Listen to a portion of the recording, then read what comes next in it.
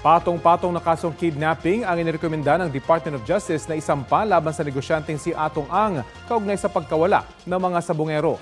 Bukod kay Ang, may mahigit 20 iba pang pinakakasuhan ang DOJ. Balitang hatid ni Sandra Aguinaldo.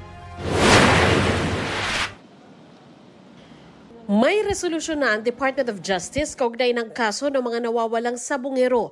Rekomendasyon ng DOJ, sampahan ng kasong 10 counts of kidnapping with homicide ang negosyanteng si Charlie Atong Ang, mga pulis na sina Police Lieutenant Colonel Ryan J. Orapa, Police Major Philip Almedilla at 19 na iba pa.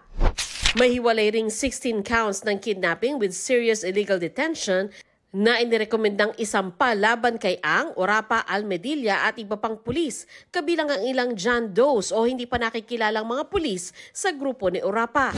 Ayon sa DOJ, kinakitaan nila ng prima facie evidence para kasuhan sina Ang. Binigyang bigat ng panel of prosecutors ang mga testimonya ng akusado at whistleblower na si Julie Dondon Patidongan at kanyang mga kapatid na sina Elakim at Jose. Makailang beses itinuro ni Patidongan si Ang bilang mastermind ng pagkawala ng mga sabungero mula 2021 hanggang 2022 sa iba't ibang lugar sa Bulacan, Maynila, Laguna at Batangas. Sabi pa ni Patidongan, pinatay na raw ang mga sabungero at itinapon ang mga labi sa Taal Lake. Ang abogado ni Ang na si Attorney Gabriel Villarreal tinawag na depektibo at hindi patas ang rekomendasyon ng DOJ.